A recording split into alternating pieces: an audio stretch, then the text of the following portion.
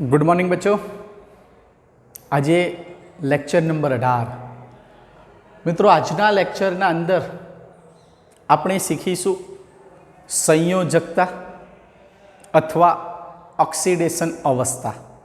मित्रों एने संयोजकता शब्द पण बोलाय, एने ऑक्सीडेशन अवस्था पण तरीके ओळखवामां आवे, एने ऑक्सीडेशन आंक तरीके पण ओळखवामां आवशे। मित्रों अगाऊ मैं तमने संयोजकतानी व्याख्या आपेली कि कोईपण परमाणुए एनी बाह्यतम कक्षामां मेळवेल के गुमावेल इलेक्ट्रॉननी संख्या ने एनी संयोजकता कहे छे। पण रियली में मित्रों एम पण कही शकाय कि कोईपण परमाणुनी बाह्यतम कक्षामां रहेला इलेक्ट्रॉननी संख्या ने एनी संयोजकता तरीके पण ओळखवामां आवशे, एनी ऑक्सीडेशन अवस्था तरीके पण ओळखवामां आवशे। कोईपण परमाणुनी बाह्यतम कक्षामां रहेला इलेक्ट्रॉननी संख्या ने एनी संयोजकता अथवा एनी ऑक्सीडेशन अवस्था तरीके ओळखवामां आवशे।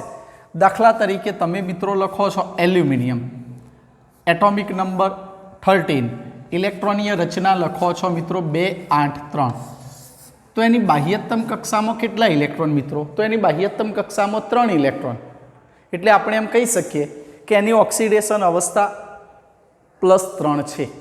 अने मित्रों तमे ए पण નીચલા ધોરણમાં શીખીને આવ્યા છો कि जेनी बाह्यतम कक्षामां 1, 2 के 3 इलेक्ट्रॉन होय ए इलेक्ट्रॉन गुमावीने धन आयन मेळवे बनावे, ज्यारे जेनी बाह्यतम कक्षामां 5, 6 के 7 इलेक्ट्रॉन होय ए इलेक्ट्रॉन मेळवीने ऋण आयन बनावे। मित्रों हवे महत्वनी वात कि अत्यार सुधी तमे નીચલા ધોરણમાં संयोजकता लगभग ओछा तत्वोनी सीखेला छो। मित्रों अहीं आपणे वधारे समूहनी इलेक्ट्रॉनीय रचना ने आधारे एनी संयोजकता सीखीशुं।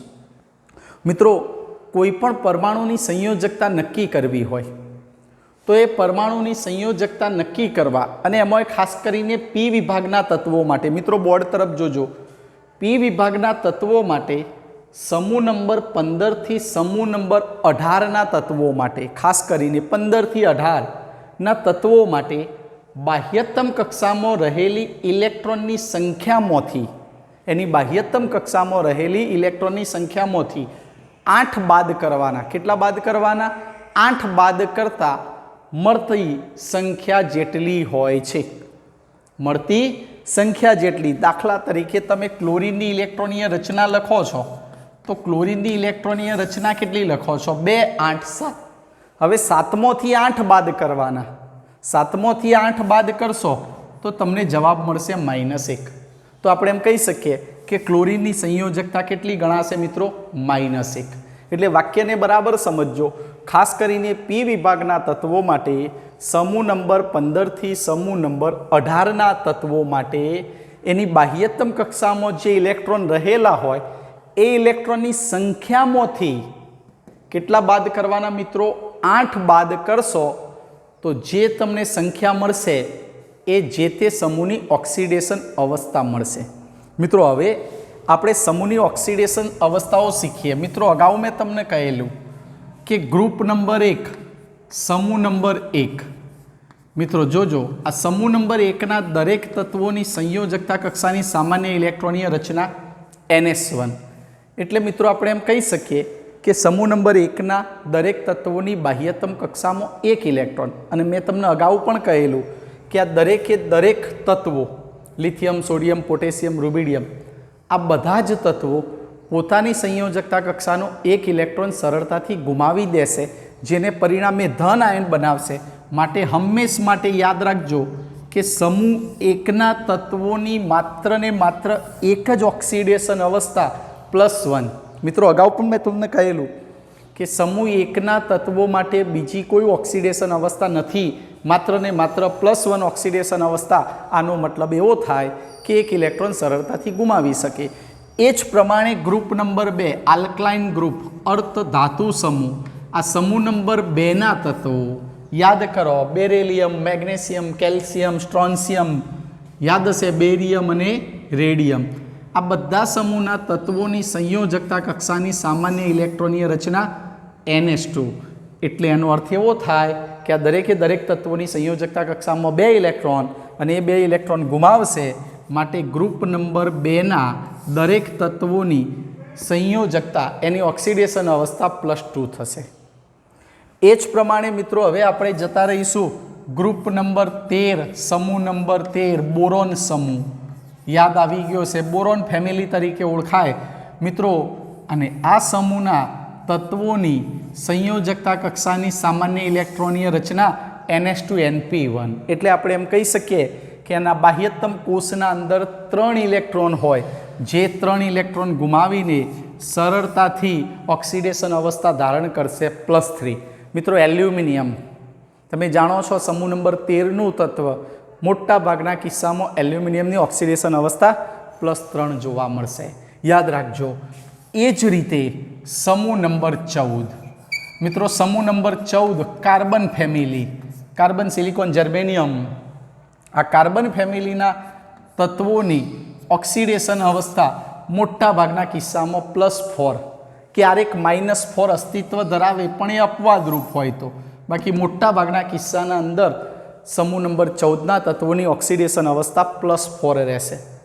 પણ મિત્રો એ પણ તમને કહું કે +4 કેવી રીતે, માની લો કે SiBr4 સિલિકોન બ્રોમાઇડ અથવા SiCl4 સિલિકોન ટેટ્રાક્લોરાઇડ।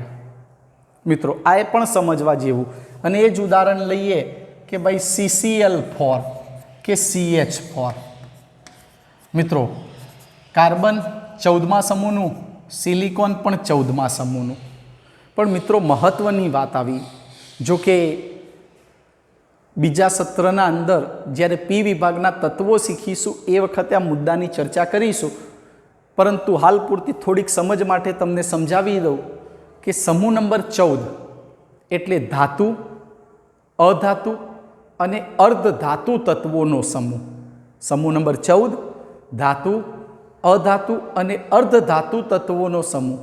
મિત્રો આ સમૂહના તત્વો મોટા ભાગના કિસ્સાના અંદર દરેક પ્રકારના વલણો ધરાવતા હોય છે, ધાતુ તત્વનું, અધાતુનું અને અર્ધધાતુનું। પણ મિત્રો જ્યારે બંધ રચનાની વાત આવે કે ઓક્સિડેશન અવસ્થાની વાત આવે, ભલે આપણે કહીએ કે સમૂહ 14ના તત્વોની ઓક્સિડેશન અવસ્થા +4 ગણાય છે મિત્રો, એવું એ નથી। સમૂહ 14ના તત્વોના અંદર +2 ઓક્સિડેશન અવસ્થા પણ જોવા મળશે નીચે જતા, એ પણ સાંભળજો। સમૂહ 14ના તત્વોમાં +4 ને બદલે +2 ઓક્સિડેશન અવસ્થા પણ જોવા મળશે, એ મોટા ભાગના કિસ્સામાં ટીન અને લેડના અંદર જોવા મળશે। +2 ઓક્સિડેશન અવસ્થા મોટા ભાગના કિસ્સામાં ટીન અને લેડના જે સંયોજનો હશે, માની લો કે હું લખું છું PbCl2, એ જ રીતે લખું છું SnCl2, PbCl2 અને SnCl2ના અંદર અહીંયા ટીનની ઓક્સિડેશન અવસ્થા +2, અહીંયા લેડની પણ ઓક્સિડેશન અવસ્થા +2 રહેશે। એટલે એવું જરૂરી નથી કે એટલી +4 જ હોય, એ જ્યારે ત્યારે P વિભાગના તત્વો શીખીશું એ વખતે સમજાવીશ, પણ મારે આ ચર્ચા તમારી સાથે કરવી છે મિત્રો। Silicon tetrabromide, silicon tetrachloride, carbon tetrachloride અને મિથેન। મિત્રો મોટા ભાગના કિસ્સામાં આ ખાલી સ્ક્રીનશોટ લેવો હોય તો આટલો લઈ શકો છો, ખાલી યાદ રાખવા માટે। ઓકે મિત્રો, હવે તમને જે હું કહેવા માગું છું એ ખાસ સાંભળજો। કાર્બન તમે ભણીને આવ્યા છો, 10મા ધોરણમાં શીખીને આવ્યા છો કે કાર્બન એવું તત્વ કે નથી પોતાની સંયોજકતા કક્ષાના 4 ઇલેક્ટ્રોન ગુમાવતું કે નથી 4 ઇલેક્ટ્રોન મેળવતું। કાર્બન જ્યારે બીજા કોઈ પણ પરમાણુ સાથે જોડાશે ત્યારે તમે જાણો છો કે પોતાની સંયોજકતા કક્ષામાં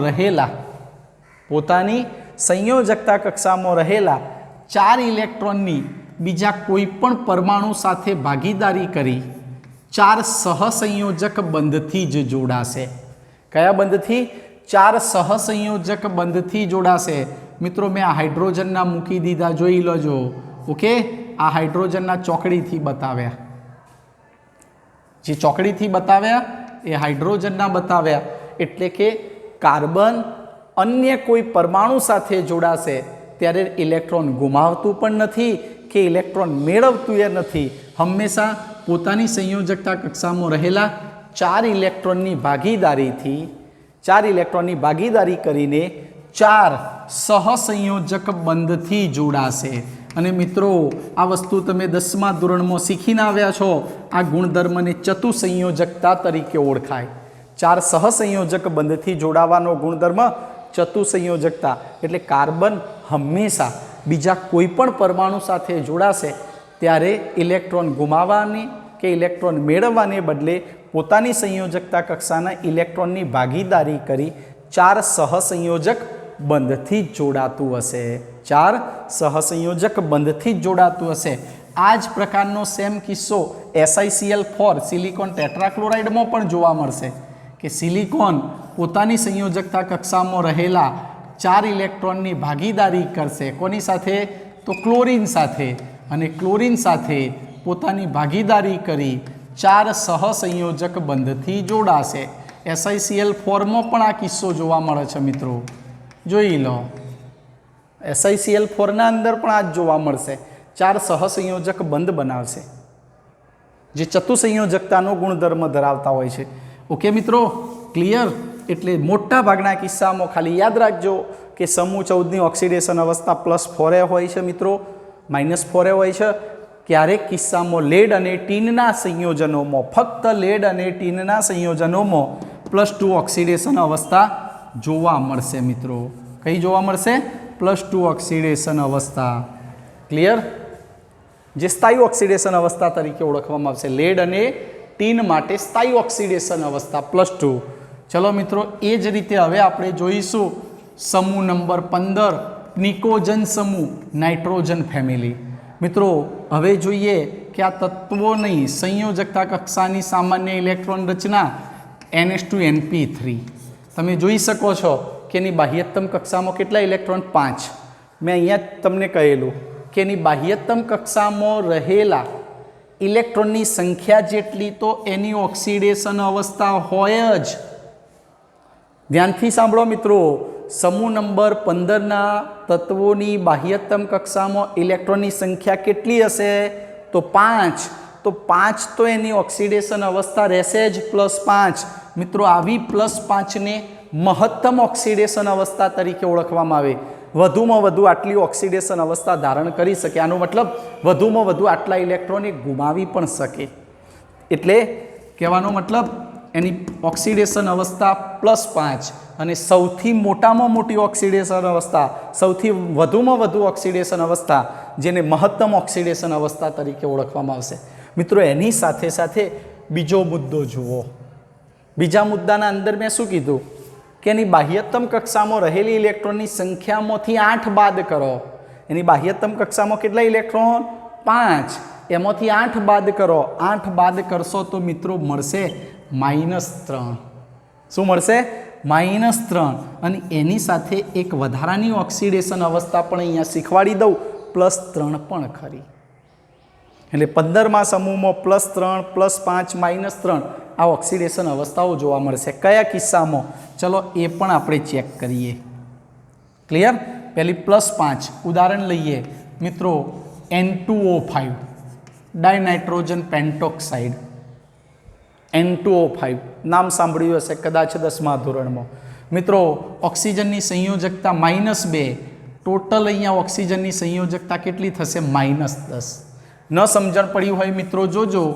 એક ઓક્સિજનની સંયોજકતા -2, 5 ઓક્સિજનની સંયોજકતા ટોટલી -10. કુલ સંયોજકતા O5ની -10 થશે. હવે આની કેટલી થાય? તો ગણો મિત્રો, +5 × 2 અથવા 5 × 2. 5 × 2 એટલે +10 થશે. આની કેટલી થશે? +10. +10 -10 વીજભારની દ્રષ્ટિએ તટસ્થ થઈ ગઈ. એટલે આપણે એમ કહી શકીએ કે N2O5ના અંદર નાઇટ્રોજનની ઓક્સિડેશન અવસ્થા કેટલી ગણાશે? +5.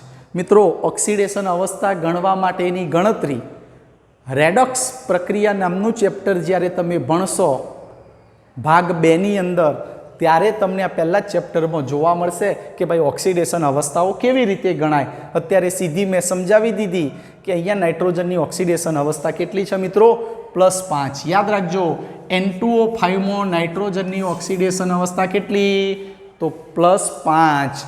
બીજું ઉદાહરણ લઉં મિત્રો, N2O3. આમાં ગણી દેજો જાતે.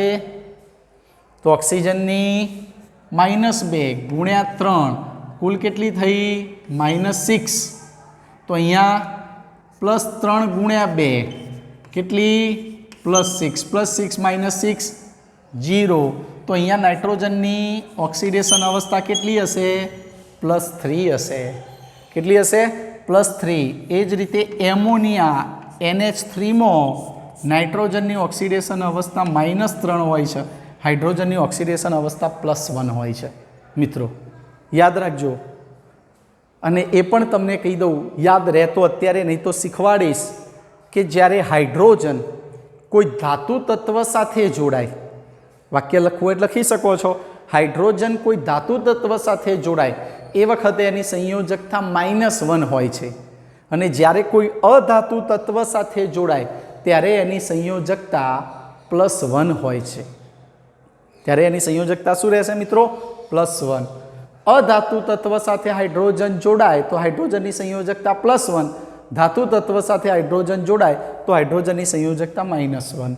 આટલો સ્ક્રીનશોટ લઈ લો, પછી બાકીની 16, 17 ને 18 સમૂહની જોઈએ. મિત્રો સ્ક્રીનશોટ લઈ લો. લેવાઈ ગયો સ્ક્રીનશોટ? ક્લિયર? જોઈ લો, સ્ક્રીનશોટ લઈ લો આટલા ભાગનો મિત્રો.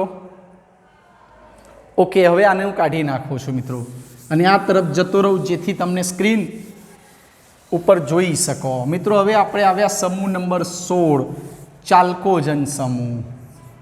સમૂહ નંબર 16 ચાલ્કોજન સમૂહ, NH2 NP4. સંયોજકતા કક્ષાના અંદર ઇલેક્ટ્રોનની સંખ્યા કેટલી, 6. તો એની મહત્તમ ઓક્સિડેશન અવસ્થા કેટલી બને, +6. ચલો બીજો મુદ્દો લાગુ પાડો, બીજો પોઈન્ટ લાગુ પાડો તો કેટલી થશે, મળતી સંખ્યામાંથી 6 માંથી 8 બાદ કરો, તો 6 માંથી 8 બાદ કરશો તો કેટલા મળશે મિત્રો, -2. આ બે ઓક્સિડેશન અવસ્થાઓ થઈ, +6 અને -2, જેમાં +6 સૌથી વધુમાં વધુ, જેને સમૂહની મહત્તમ ઓક્સિડેશન અવસ્થા તરીકે ઓળખવામાં આવશે. કઈ ઓક્સિડેશન અવસ્થા મિત્રો, મહત્તમ ઓક્સિડેશન અવસ્થા. એની સાથે સાથે આ સમૂહના અંદર +4 અને +2 જેવી ઓક્સિડેશન અવસ્થાઓ પણ જોવા મળે છે. +4 અને +2 જેવી ઓક્સિડેશન અવસ્થાઓ પણ જોવા મળે છે. ચલો મિત્રો ચેક કરીએ. તમે ભણી ગયા છો એવું જ સંયોજન H2SO4 સલ્ફ્યુરિક એસિડ. સલ્ફ્યુરિક એસિડના અંદર ઓક્સિજનની 4 દુ 8 થાય -8, હાઇડ્રોજનની +1. હાઇડ્રોજન કેટલા મિત્રો, 2. તો ટોટલ હાઇડ્રોજનની કેટલી થશે, +2 અને -8. તો સલ્ફરની કેટલી જોઈએ, તો અહીંયા સલ્ફરની ઓક્સિડેશન અવસ્થા હશે +6 અને +2 +8 -8 0. એટલે H2SO4 ના અંદર સલ્ફરની ઓક્સિડેશન અવસ્થા લાગુ પડશે +6. આ જાતે ગણી દો મિત્રો, એ જ પ્રમાણે જે મેં શીખવાડ્યું. H2SO3 કેટલી હશે કહી દો મને. તો અહીંયા સલ્ફરની ઓક્સિડેશન અવસ્થા આની ટોટલ -6, આની +1 ગુણ્યા 2 એટલે +2 જેટલી થઈ. તો આની કેટલી, +4. મતલબ આ ઉદાહરણના અંદર સલ્ફરની ઓક્સિડેશન અવસ્થા કેટલી થશે, +4 થશે. જોઈ લો, ગણતરી શીખી લો. શીખી લીધી? એ જ રીતે હાઇડ્રોજન સલ્ફાઇડ H2S તમે ભણી ગયા છો. H2S ના અંદર સલ્ફરની ઓક્સિડેશન અવસ્થા -2 થશે, હાઇડ્રોજનની ઓક્સિડેશન અવસ્થા +1 હશે. +1 ગુણ્યા 2 કરો, +2 -2 0. H2O ના અંદર ઓક્સિજનની ઓક્સિડેશન અવસ્થા -2 રહેશે. આ 16મા સમૂહના તત્વો ઓક્સિજન, સલ્ફર, સેલેનિયમ બધા જ ક્લિયર? ક્લિયર? કોઈ પ્રશ્ન? સોલ્વ થઈ ગયો હશે?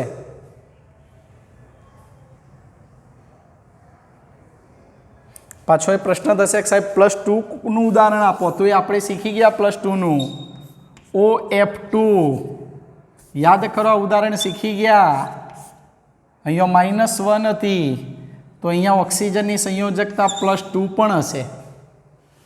આ લાગુ પડશે. અહીંયા ઓક્સિજનની ઓક્સિડેશન અવસ્થા +2, એટલે જુઓ +2 આ ઉદાહરણના અંદર +2 ઓક્સિજનની, આ ઉદાહરણના અંદર ઓક્સિજનની -2, આ ઉદાહરણના અંદર સલ્ફરની -2, 16મા સમૂહની +4 વાળું ઉદાહરણ પણ શીખ્યા, +6 વાળું ઉદાહરણ પણ શીખ્યા. સ્ક્રીનશોટ લઈ લો મિત્રો, સ્ક્રીનશોટ લઈ લો.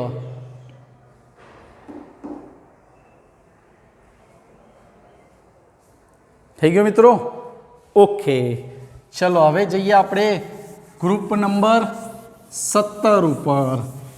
કયું મિત્રો? સમૂહ નંબર 17, હેલોજન સમૂહ. સમૂહ નંબર 17 NH2NP5. ચલો મિત્રો, સંયોજકતા કક્ષામાં ઇલેક્ટ્રોન કેટલા? 7. તો મહત્તમ ઓક્સિડેશન અવસ્થા કેટલી મળે? +7. કેટલી મળે છે મિત્રો? +7 મહત્તમ ઓક્સિડેશન અવસ્થા. 8મોથી બાદ કરતા મળશે -1. કેટલી મળશે? -1. મિત્રો અહીંયા +3, +5, +1 ઓક્સિડેશન અવસ્થાઓ પણ હોય છે મિત્રો. +3, +5, +1 ઓક્સિડેશન અવસ્થાઓ પણ રહેલી છે મિત્રો. ચલો એ પણ થોડુંક ચેક કરી લઈએ કે કોના અંદર કઈ ઓક્સિડેશન અવસ્થા લાગુ પડશે. ક્લિયર છે મિત્રો? ક્લિયર? ચલો જોઈએ મિત્રો ઓક્સિડેશન અવસ્થાઓ. +7 વાળું ઉદાહરણ મેં તમને શીખવાડ્યું હતું, Cl2O7. યાદ કરી દો. ઓક્સિજનની ટોટલ કેટલી થાય? 7 દુ 14 થાય. તો અહીંયા કેટલી હશે? Clની 14/2 કરો તો અહીંયા Clની ઓક્સિડેશન અવસ્થા +7. આ ઉદાહરણના અંદર ક્લોરીનની ઓક્સિડેશન અવસ્થા +7 રહેશે. પણ એ જ રીતે HClમાં જોશો તો HClના અંદર Clની -1, Hની +1 રહેશે. એ જ રીતે HFમાં પણ એવું થાય. HFમાં પણ એવું થાય. એ જ રીતે કોઈ પણ ઉદાહરણ લો. ચલો SiBr4 લો તો બ્રોમિનની સંયોજકતા -1, સિલિકોનની સંયોજકતા +4 રહેશે. સિલિકોનની સંયોજકતા કેટલી ગણાશે? +4. એ જ રીતે CCl4 કરો. કોઈ પણ ઉદાહરણ લઈ શકો છો. ક્લિયર છે મિત્રો? બીજા ઉદાહરણની હાલ આમાં કંઈ જરૂરિયાત રહેતી નથી. ક્લિયર? કમ્પ્લીટ? ચલો ઓકે. એ જ રીતે ગ્રુપ નંબર 18 મિત્રો, સમૂહ નંબર 18. સમૂહ નંબર 18માં શું થશે? તો સમૂહ નંબર 18માં થશે NH2NP6. બોલો 6 ને 2 8, અને 8માંથી 8 જાય તો 0. આ બે ઓક્સિડેશન અવસ્થાઓ લાગુ પડશે. આના અંદર બીજી ખરી +6 પણ ખરી, +4 પણ ખરી, +2 પણ જોવા મળે છે મિત્રો. એ ઉદાહરણ લગભગ અત્યારે ભણવાના આવતા નથી. 12મા ધોરણમાં આવશે. +2, +4, +6, +8 આ બધી જ ઓક્સિડેશન અવસ્થાઓ લાગુ પડતી હોય છે. ઘણા બધા ઉદાહરણ છે. આ ઉદાહરણ એ છે મિત્રો ઝેનોન ડાયફ્લોરાઇડ. ફ્લોરિનની -1, અહીંયા ઝેનોનની +2 બનશે. ઝેનોનની +2 બનશે એટલે +2 પણ જોવા મળે છે મિત્રો. ક્લિયર છે મિત્રો? કમ્પ્લીટ? તમને 18 સમૂહ સુધીનો ઓક્સિડેશન અવસ્થાઓ મેં તમને શીખવાડી દીધી. શબ્દથી ક્લિયર થઈ ગયા છો, ઓક્સિડેશન અવસ્થાથી ક્લિયર થઈ ગયા છો. કમ્પ્લીટ છો મિત્રો? સમજણ પડી ગઈ હશે. ચલો ઓકે, જોઈ લો એક વખતે.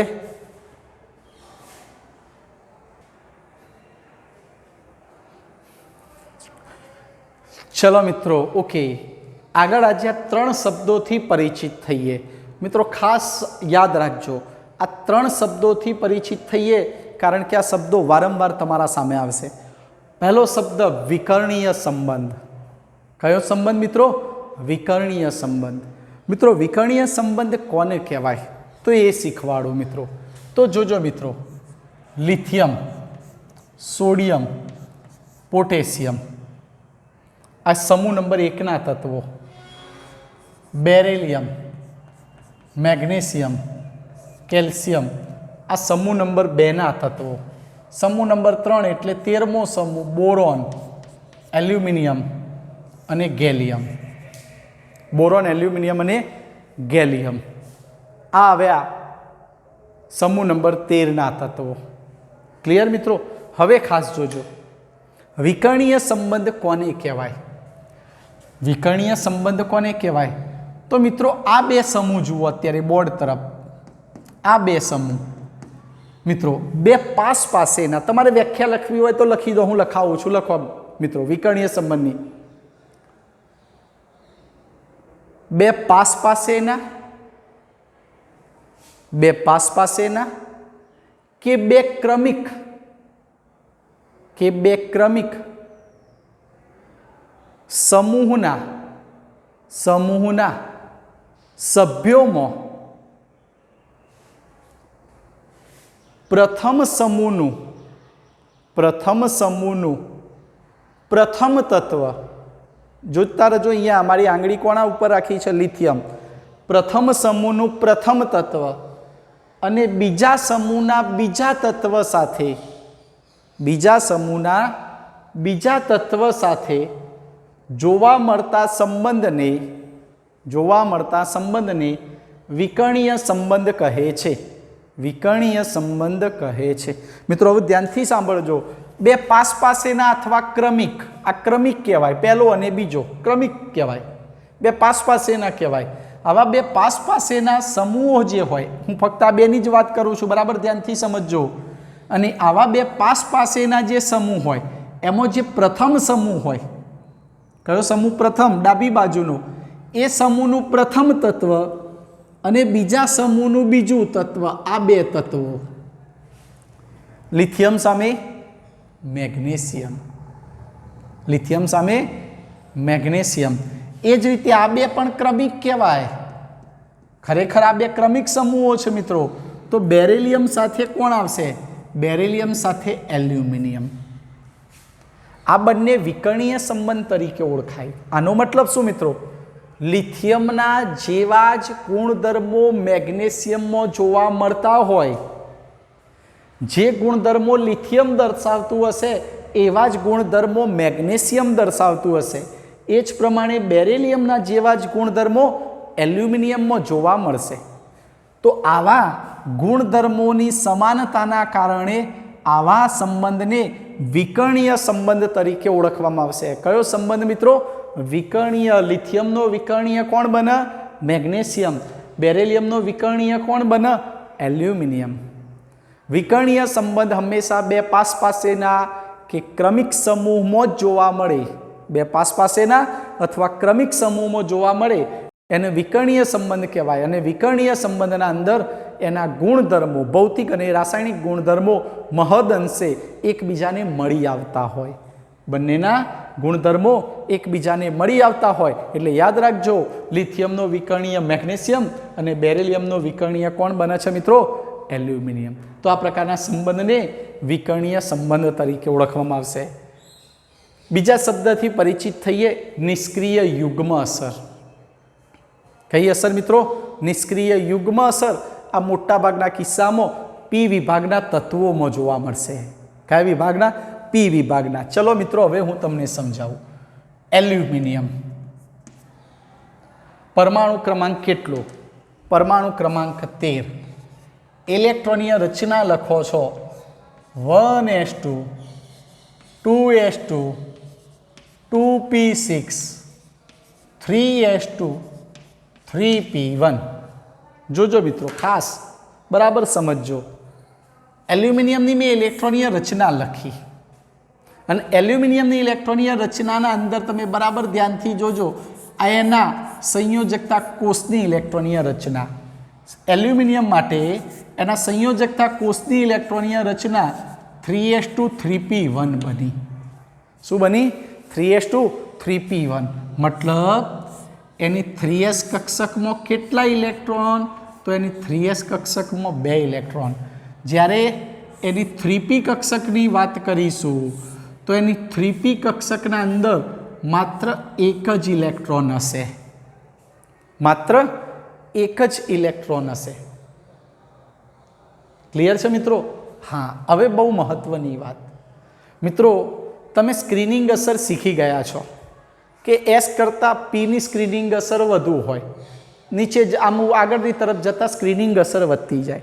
પણ મિત્રો એ પણ મેં તમને શીખવાડેલું કે જ્યારે ઇલેક્ટ્રોન ગુમાવવાની વાત આવશે ત્યારે એલ્યુમિનિયમ પોતાની 3p કક્ષકમાં રહેલો એક ઇલેક્ટ્રોન સરળતાથી ગુમાવી દેશે. કેમ? તો એની બાકીની p કક્ષક ઇલેક્ટ્રોનથી અપૂર્ણ ભરાયેલી છે મિત્રો. કેવી ભરાયેલી? અપૂર્ણ. જેને પરિણામે સ્થાયી બનવા માટે પોતાની p કક્ષકનો એક ઇલેક્ટ્રોન સરળતાથી ગુમાવી દેશે, સરળતાથી દૂર કરશે. અને મિત્રો એ પણ તમે જુઓ છો કે p કક્ષકના એક ઇલેક્ટ્રોનને દૂર કરવા માટે ઉર્જા ઓછી આપવી પડે. એલ્યુમિનિયમની પ્રથમ આયનીકરણ એન્થાલ્પી આ ઇલેક્ટ્રોનને દૂર કરવા લગભગ 575 કિલો જૂલ પ્રતિ મોલ જેટલી ઉર્જા આપવી પડતી હતી. પણ જ્યારે મિત્રો બીજો અને ત્રીજો ઇલેક્ટ્રોન દૂર કરવાનો આવશે, કયો મિત્રો? બીજો અને ત્રીજો, ત્યારે તમે જાણો છો કે આ બીજો અને ત્રીજો ઇલેક્ટ્રોન કે જેની 3s કક્ષકમાં પડેલો હશે. કઈ કક્ષકમાં પડેલો હશે? 3s કક્ષકમાં. જ્યારે 3s કક્ષકમાં બીજો અને ત્રીજો ઇલેક્ટ્રોન, અહીંયા તમે જોઈ શકો છો કે આ બંને ઇલેક્ટ્રોન કયા સ્વરૂપે તમને જોવા મળે છે મિત્રો? યુગ્મ સ્વરૂપે જોઈ શકો છો. યુગ્મિત સ્વરૂપ છે એનું. અને તમે બધા જાણો છો કે આ બંને ઇલેક્ટ્રોન પોતાનું યુગ્મ સ્વરૂપ જાળવી રાખવા માટે પ્રયત્ન કરશે. અને અહીં એસ કક્ષકની પોતાની સ્ક્રીનિંગ અસર નિર્બળ થઈ જશે. એસ કક્ષકની પોતાની સ્ક્રીનિંગ અસર નિર્બળ થઈ જશે. તમે બધા જાણો છો કે એસ કક્ષકની પોતાની સ્ક્રીનિંગ અસર નિર્બળ થઈ જાય એટલે એસ કક્ષકના ઇલેક્ટ્રોન કેન્દ્ર તરફ વધુ આકર્ષાશે.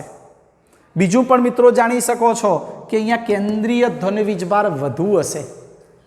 કેન્દ્રીય ધન વીજભાર વધુ.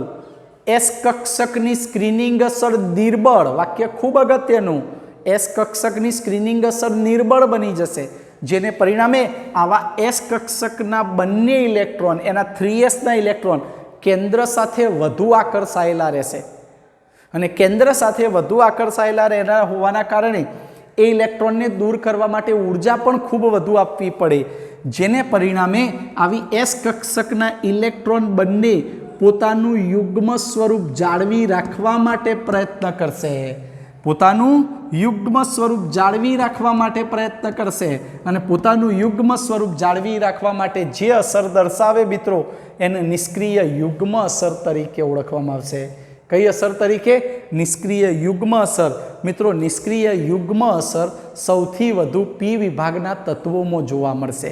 p કક્ષકના ઇલેક્ટ્રોન સરળતાથી દૂર થશે, કારણ કે તમે જાણો છો કે p કક્ષકના ઇલેક્ટ્રોન કેન્દ્રથી દૂર હોય અને p કક્ષકના ઇલેક્ટ્રોન દૂર થઈ ગયા પછી એસ કક્ષકના ઇલેક્ટ્રોન કે જે કેન્દ્રથી ખૂબ નજીક હોય સાથે એસ કક્ષકની સ્ક્રીનિંગ અસર, પોતાની સ્ક્રીનિંગ અસર નિર્બળ કરી દેશે.